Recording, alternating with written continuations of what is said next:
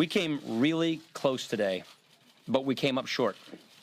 I spoke to the president just a little while ago, and I told him that the best thing I think to do is to pull this bill, and he agreed with that decision. I will not sugarcoat this. This is a disappointing day for us.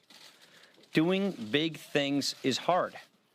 All of us, myself included, we will need time to reflect on how we got to this moment, what we could have done to do it better. But ultimately, this all kind of comes down to a choice. Are all of us willing to give a little to get something done? Are we willing to say yes to the good, to the very good, even if it's not the perfect? Because if we're willing to do that, we still have such an incredible opportunity in front of us.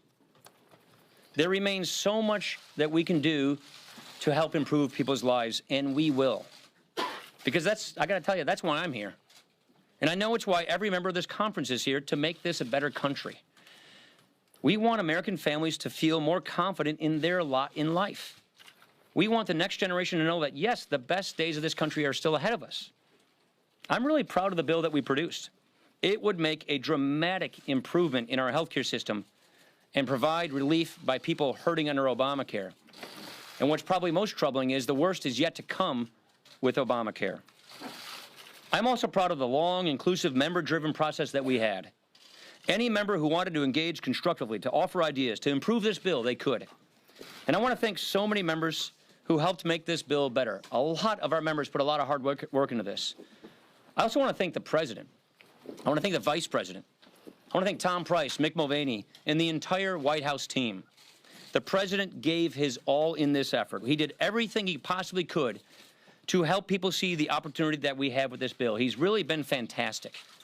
Still, we got to do better, and we will. I absolutely believe that.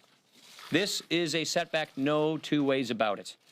But it is not the end of the story, because I know that every man and woman in this conference is now motivated more than ever to step up our game, to deliver on our promises.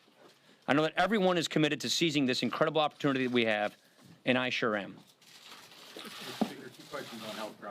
One is, talk about real people. Now you've got a law in the books, the Affordable Care Act, that you guys don't like, the White House doesn't like, but it's going to be the law for the foreseeable future. Do you plan to try to help it along and prop it up, or do you plan to just let it wither? Yeah, this is the problem.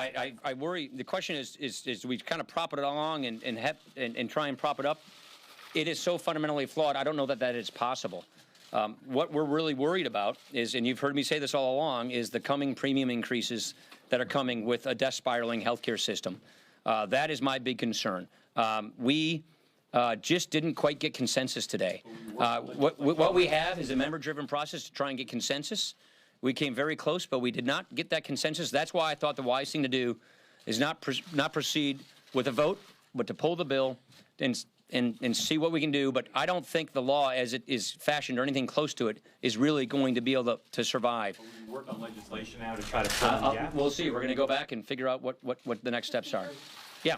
Can you explain if it is the conservatives of the Freedom Caucus who effectively drove out your predecessor, John Boehner, are they responsible for the defeat here today? Well, I don't want to cast blame.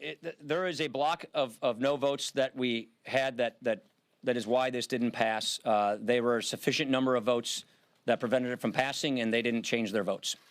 We were close.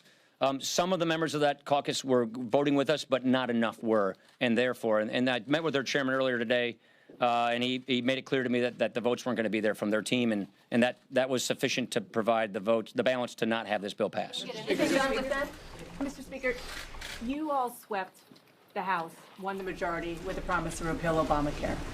The majority in the Senate with the promise to repeal Obamacare. The White House with the promise to repeal Obamacare. How do you go home to your constituents and send all of your members home to their constituents saying, you know what? It's not even 100 days into the administration. Sorry, folks, we just can't figure it out. Dana, it's a really good question. I wish I had a better answer for you. I really believe that Obamacare is a law that is collapsing. It's hurting families. It's not working. It was designed in a fundamentally flawed way. We believe this bill is the best way to go, but we just didn't quite get the consensus to get there. Yeah. Two questions for you, if you don't mind. Number one, the bottom line is Obamacare right now remains the law of the land. Is that going to change in 2017? Yeah, I don't know what else to say other than Obamacare is the law of the land. It's going to remain the law of the land until it's replaced. We did not have quite the votes to replace this law. And so yeah, we're going to be living with Obamacare for the foreseeable future. I don't know how long it's going to take us to replace this law.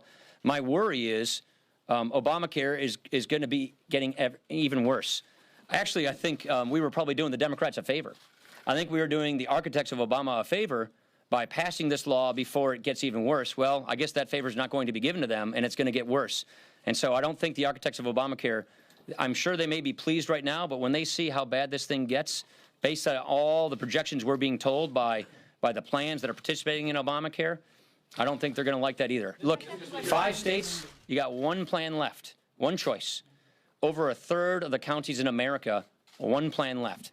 And the kinds of projections we're being told from the people providing health insurance to these people in plans, it's going to get even worse. And so I don't think the architects of Obamacare envision this future. It's certainly not one we want for the American people.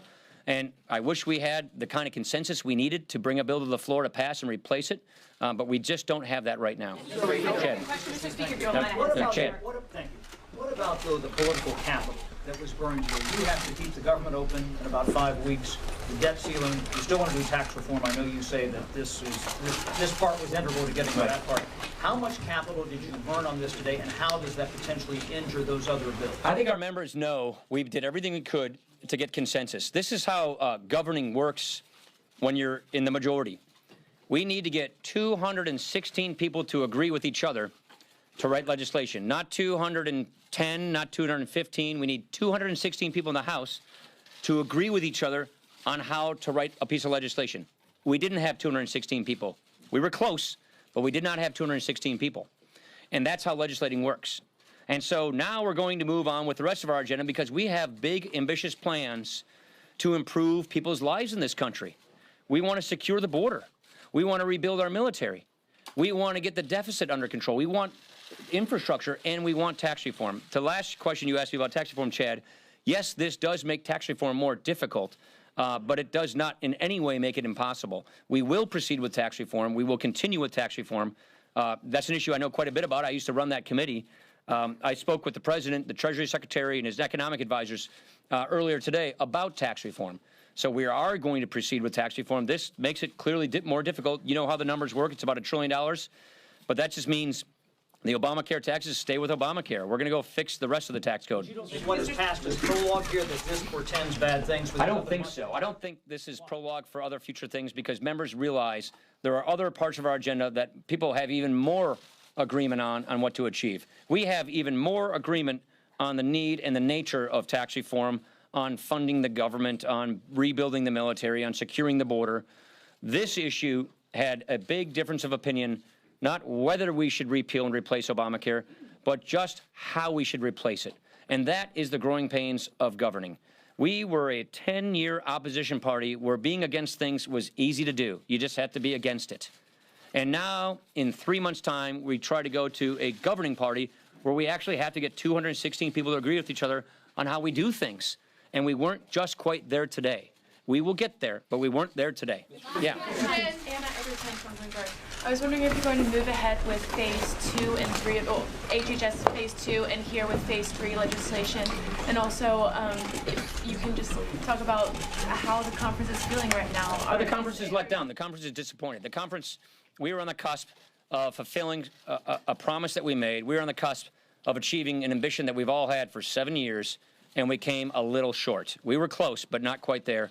On your other issues, this bill would have made what we call phase 2 much, much better. Nevertheless, I think there are some things that the Secretary of HHS can do to try and sort of stabilize things, but really we needed this bill to make it better. For instance, risk pools.